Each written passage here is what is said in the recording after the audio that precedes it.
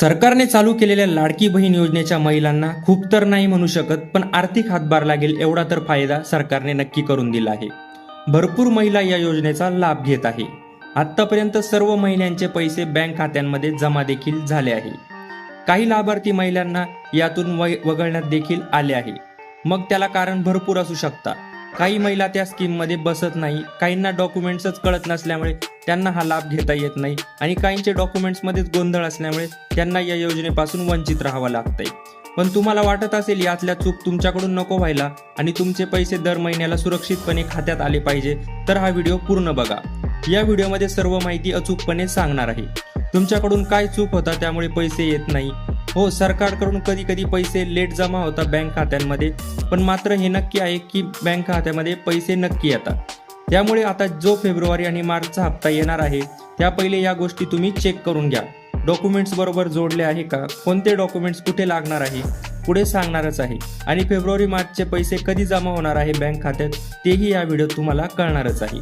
Video महत्त्वाचे आहे, व्हिडिओला लाईक करा आणि चॅनलला सबस्क्राईब करून घ्या पुढच्या अपडेट्स अचूकपणे जाणून घेण्यासाठी। आणि काही शंका असेल तर तुम्ही कॉमेंटमध्ये विचारू शकता। लाडकी बहीण योजनेअंतर्गत बँक खात्यात थेट 3000 रुपये जमा होणार आहे फेब्रुवारी आणि मार्च महिन्याचे। महाराष्ट्र राज्यातील लाखो महिलांसाठी एक अत्यंत महत्त्वाची बातमी समोर येत आहे।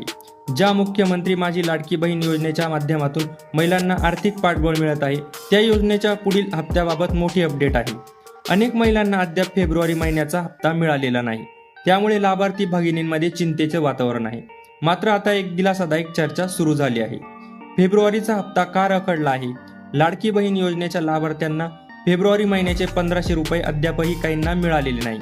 मार्च महिना निम्मा संपत आला तरी खात्यात पैसे जमा न झाल्याने महिलांच्या मनात अनेक शंका आहेत। सहसा तांत्रिक अडचणी किंवा प्रशासकीय प्रक्रियेतील बदलांमुळे हप्ता जमा होण्यास विलंब होतो। यापूर्वी अशाच काही कारणांमुळे हप्ते महिन्यांच्या शेवटच्या आठवड्यात जमा झाले होते। मात्र यावेळेच्या विलंबामुळे महिलांना मोठा फायदा होण्याची शक्यता आहे। बँक खात्यात थेट 3000 रुपये येणार का? काय आहे शक्यता? फेब्रुवारीचा हप्ता रखडल्यामुळे आणि आता मार्च महिना सुरू असल्यामुळे सरकार दोन्ही महिन्यांचे हप्ते एकत्र देण्याचा विचार करण्याची असल्याची चर्चा चालू आहे। जर हा निर्णय झाला तर पात्र महिलांच्या बँक खात्यात फेब्रुवारीचे 1500 आणि मार्चचे 1500 असे एकूण 3000 रुपये थेट जमा केले जाऊ शकतात। यापूर्वीही काही तांत्रिक कारणांमुळे हप्ते प्रलंबित राहिल्यास ते पुढील महिन्यात एकत्र दिले गेले आहे। त्यामुळे यावेळीही देखील लाडक्या बहिणींना एकाच वेळी दुप्पट लाभ मिळण्याची शक्यता अधिक आहे।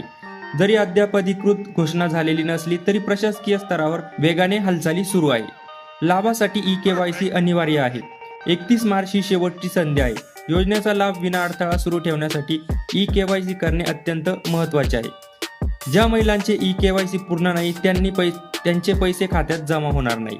ई-केवायसी दुरुस्तीसाठी शेवटची तारीख ही 31 मार्च 2026 ही आहे। कोठे पूर्ण करावी ही प्रोसेस? ज्या महिलांची केवायसी अपूर्ण आहे त्यांनी त्वरित जवळच्या आपल्या सरकार सेवा केंद्र, CSC किंवा संबंधित बँकेत जाऊन ही प्रक्रिया पूर्ण करून घ्यावी। हप्ता मिळण्यासाठी या गोष्टींची खात्री करा। अनेकदा महिलांच्या काही छोट्या चुकांमुळे हप्ता अडकू शकतो। पुढील गोष्टी तपासा। नंबर 1, आधार लिंकिंग। तुमचे बँक खाते आधार कार्डशी जोडलेले असणे अनिवार्य आहे। नंबर 2, DBT प्रक्रिया। बँक खात्यात डायरेक्ट बेनिफिट ट्रान्सफर सुविधा सुरू असल्याची खात्री करा। नंबर 3, अचूक माहिती। अर्जाला दिलेला बँक खाते क्रमांक आणि IFSC कोड बरोबर असल्याची पडताळणी करा। 4 नंबर, मोबाईल नंबर। बँक खाते आणि आधारला तुमचा चालू मोबाईल नंबर लिंक ठेवावा जेणेकरून अपडेट्स मिळत राहतील। लाडक्या बहिणींसाठी ही एक आशादायक बातमी आहे। थोडा विलंब झाला असला तरी एकाच वेळी 2 हप्ते मिळाल्यास तो महिलांसाठी मोठा आर्थिक आधार ठरेल। तरी सर्व लाभार्थ्यांनी आपले कागदपत्र आणि ई-केवायसी अपडेट ठेवणे अत्यंत महत्त्वाचे आहे।